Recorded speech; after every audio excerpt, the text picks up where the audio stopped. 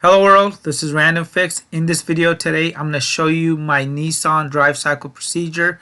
So I'm going to show you this from start to finish. And you are going to need an OBD2 reader which connects in the driver's side wheel well of your vehicle. And it's very easy to go ahead and locate. It looks just like this. Once you find this port, you're going to need this OBD2 reader to go ahead and check the status of your inspection monitors. That's what IM stands for. And in order to actually get a reading, you want to make sure your check engine light on the vehicle is on, but the motor is off. And once you do this, you're going to be able to go and check the monitors before you start the test. And this is how you're going to make sure that the test is completed and all the monitors are complete.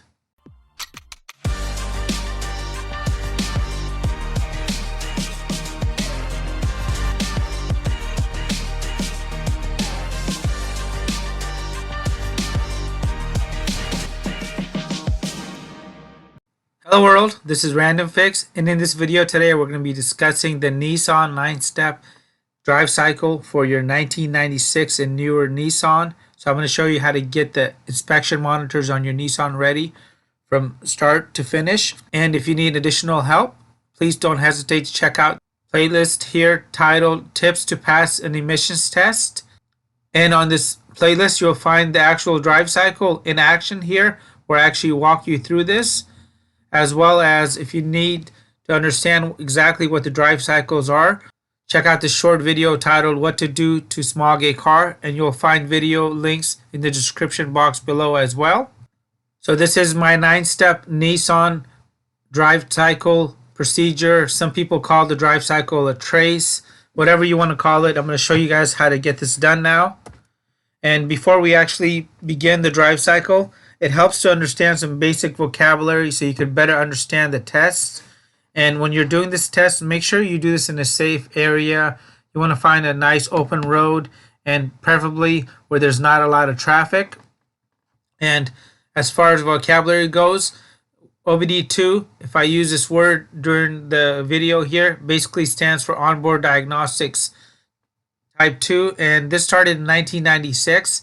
And this connector is really cool, because what it allows you to do is connect this 1996 and newer, and they cost under 30 bucks. They're very affordable, and using that little scan tool, what you can do is you can pull up the diagnostic trouble code on the vehicle, and there's two kinds of codes. There's a pending code and a hard set code.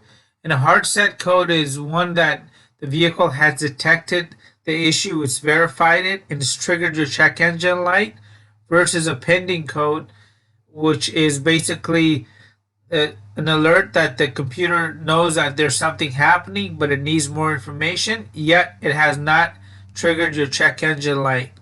And even if you do this drive cycle correctly, if you have a pending or a hard set code, the drive cycle will not work.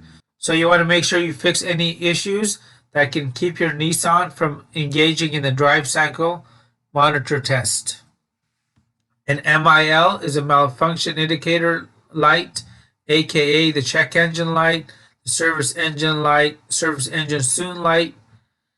And when you're using an OBD2 reader, you're going to notice that on some scanners it says OK, some will say complete, some will even say set. Now they're saying ready. These all mean the same exact thing. Versus you may see an INC. This means that it's incomplete, unset, and not ready. And some monitors on vehicles might say NA next to them. And basically this means it does not apply. So go ahead and skip that monitor and focus on the unset monitor. And right here, I have a total of 5 monitors here that are listed below. And this is the actual order that they normally set in. And the very first monitor to normally set is the oxygen sensor heater monitor. And basically the oxygen sensor heater helps the oxygen sensor get up to speed faster, so the vehicle can do a better job of controlling the emissions on the vehicle. Then you have the actual oxygen sensor. And on most vehicles, there's at least 2 oxygen sensors. So there's a pre-cat, which is before the catalyst, And this is also known as the upstream oxygen sensor. And then after the catalytic converter, you'll have the post-cat or the downstream oxygen sensor. And both of these basically work together to measure the efficiency of the catalytic converter. So if you're getting a P420 code and you don't know what to do, you sometimes want to go and make sure that the oxygen sensors are working correctly. And I'll have videos in the Smog Tips playlist to help you out with this. And the next monitor here is the EGR. This stands for the exhaust gas recirculation. After that, we have Cat or Cats. Some vehicles have more than one catalyst. And the catalytic converter is a part, and the Cat is the monitor EVAP, evaporative emissions control systems. Basically, this keeps the fumes out of the atmosphere. And as a helpful tip, try to use a stopwatch when you're doing this. It makes the test a lot easier.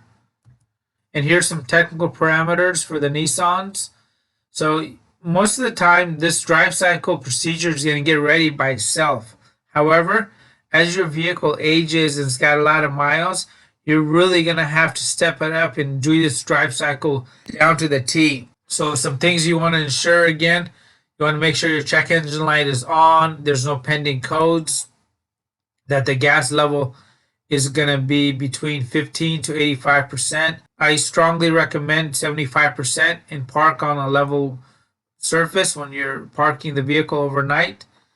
And for best results, make sure that the vehicle is completely cold, sitting overnight. And you want to make sure that the temperature is going to be between 68 and 86 degrees Fahrenheit prior to starting.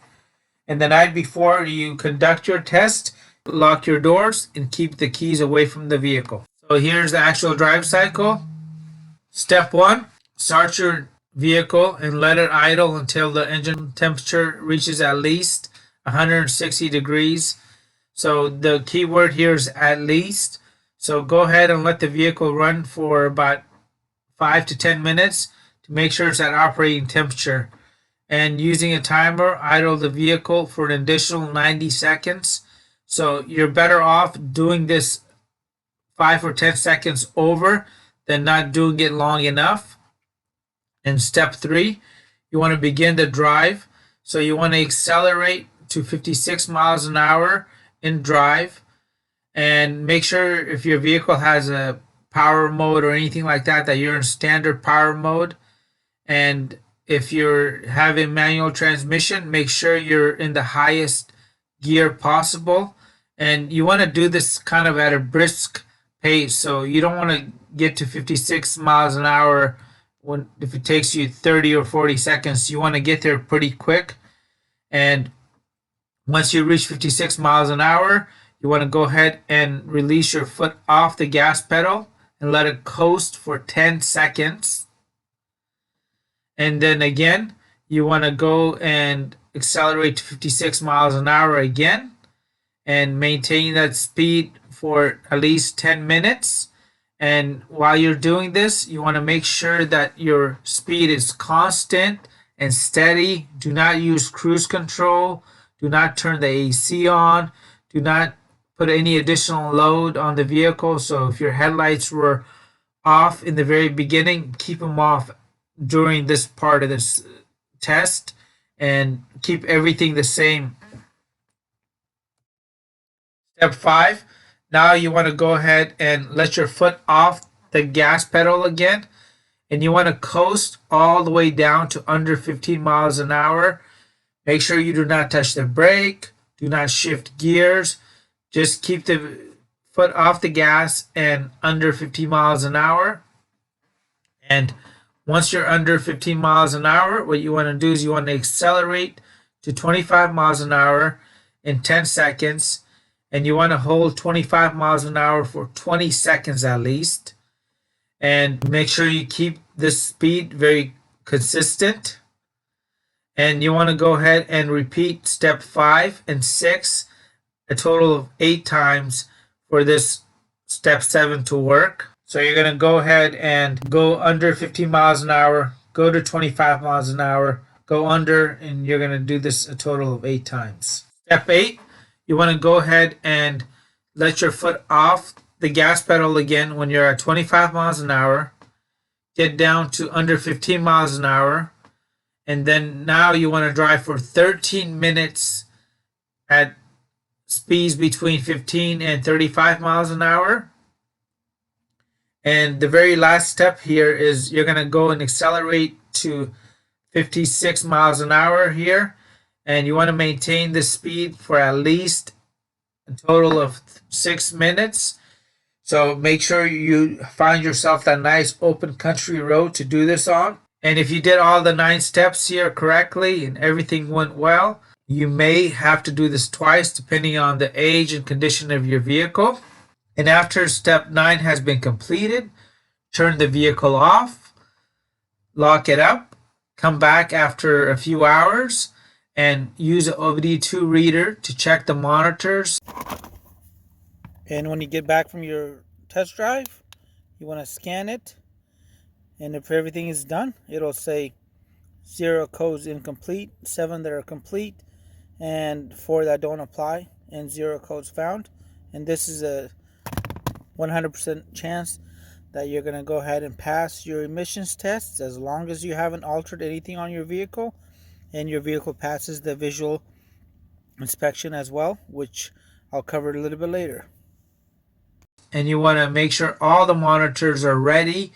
And once your monitors are set, you're ready to now go and get the vehicle smogged. Remember, if your vehicle is a 96 through 99 vehicle, you will have to get the vehicle tested on a dyno at 15 and 25 miles an hour. They're going to use a gas analyzer to test the vehicle's emissions. They're going to test your gas cap. They'll do some other tests. And they're also going to do a visual. Even if you have a 2000 and newer vehicle, they're going to do a visual. But on a 2000 and newer vehicle, they're just going to check for the OBD2 readiness.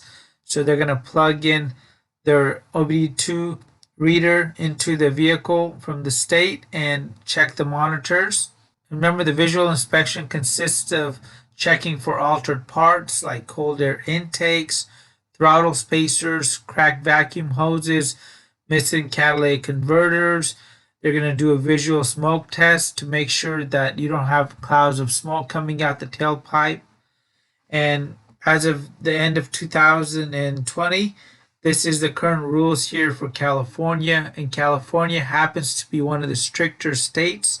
So you have to check the regulations for your own state. Here in California, if you have a 96 through 99 vehicle, you could have any one monitor show incomplete and still pass. Now, depending on the smog station, they may just go ahead and plug in their OBD2 reader that is not connected to the state, see that you have a monitor that's incomplete, and tell you to keep driving because they don't want anything to come back to them as far as deductions or to show that on their record for the shop showing that they passed X amount of vehicles with unset monitors. So if that happens to you, go to another station. And if you have a 2000 and newer vehicle, only the EVAP could be unset. And with diesel powered vehicles 98 through 2006, basically all the monitors have to show complete.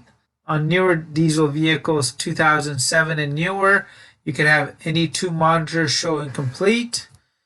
And remember, when you're selling a car, it's the seller's responsibility to make sure that they supply the buyer with a smog certificate. And normally there's no way of waiving this requirement unless you're selling to a dealer or dismantler. So even if you write as is on the title, that doesn't really mean anything, because if it goes to court, you're most likely going to lose that suit unless they're a dealer or a dismantler. And if you're a buyer, never buy a vehicle unless all the inspection monitors are ready. And 99% of the times, if the inspection monitors are not ready, it's because somebody has erased that check engine light on purpose to cover up an existing issue, whether it's a dealer or a private seller.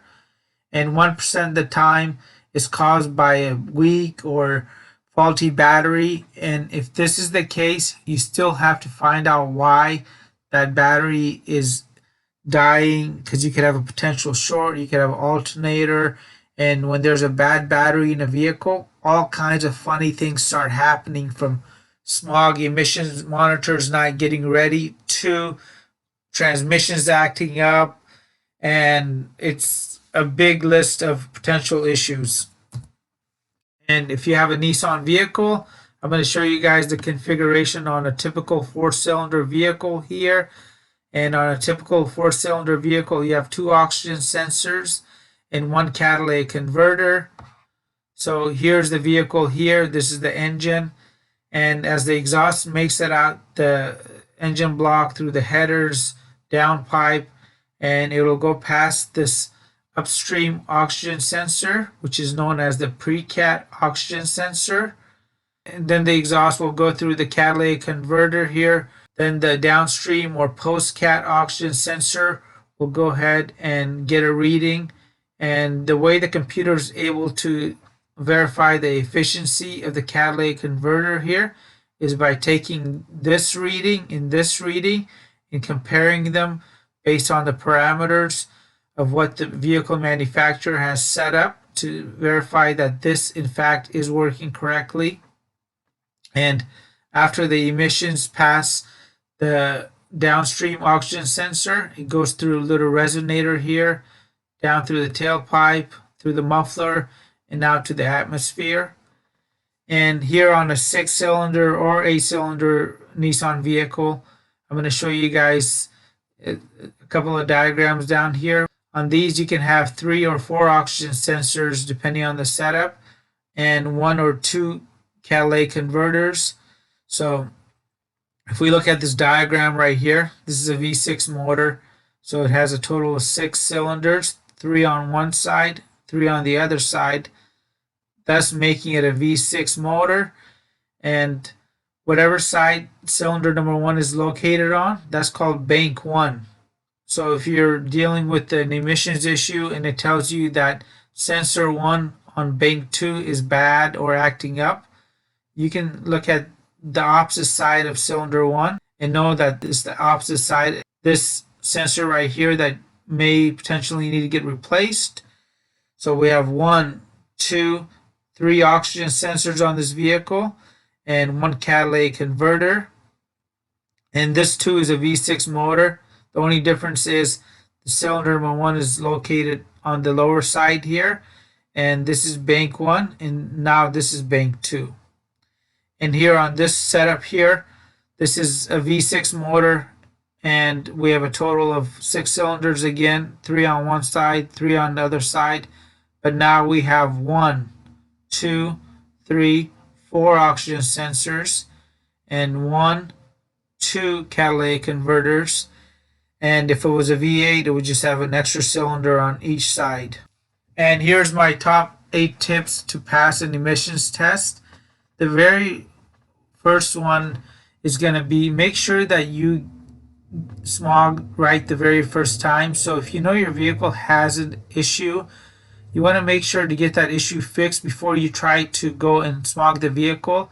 And you should never really fail an emissions test, because with these simple scan tools, you can verify that all the monitors are ready. And before you go to the station, you can just do a simple plug-in and it'll let you know that the car's inspection monitors are ready. And you can do this with confidence, knowing that you're going to go and pass now, because any failed emissions data will get reported to Carfax and AutoCheck, and this can actually reduce the value of your vehicle. Number 2, you want to make sure that the check engine light is off but working. So before you purchase a vehicle, put the key in the ignition and turn it to the very last position and verify that the check engine light is there. And I've seen people actually remove the check engine light. 3, this really helps with those 96 through 99 vehicles. You want to make sure that the tires are properly inflated, as this will lessen the load and will allow the vehicle better operations. The same thing with the oil here. The oil actually contains a lot of the hydrocarbons, and since they're going to be doing a real emissions test using a gas analyzer, you want to make sure you reduce the hydrocarbon numbers here. And this is a simple oil change. And tip 5, you want to go ahead and take the vehicle for a very long test drive before you reach the emission station, and leave the car on if possible before you get it tested with the emissions probe. Tip number 6, use some very friendly fuel additives. I personally love the Lucas Oil upper cylinder loop. You'll find a link to this in the video box below, as well as anything else that I showed you guys in the video. Tip number 7, you want to avoid wet weather, and this is not to say that you cannot pass an emissions test with it raining outside. However, you'll just get much better results if the tires are dry. And tip number 8, do not disconnect the battery unless you have a battery saver device set up, and these are about 15 bucks. And basically this will keep your car's computer data, your clocks, your radio stations all in sync. That way you don't have to actually do this very time-consuming drive cycle here on this Nissan, because this Nissan drive cycle is one of the harder drive cycles to conduct. And remember, the only real solution oftentimes is to repair or replace the component. So there's no such thing as a miracle in a bottle.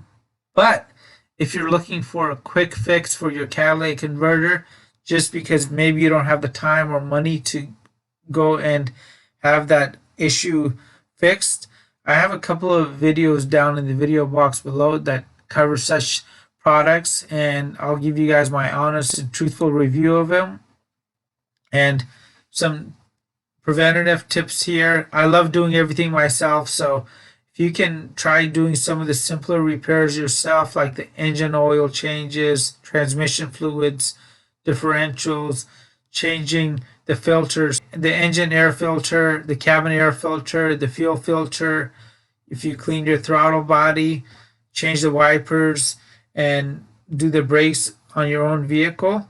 This is such a nice thing to start doing, because the more you learn about a vehicle, the better off you're going to be as far as taking care of it. And what I have found out from my own experience of working on cars over the last 27 years is the time that I actually save doesn't even compare to the amount of money, because a lot of people go and get their oil changed at the dealer, and that could take 1 hour or 2 hours.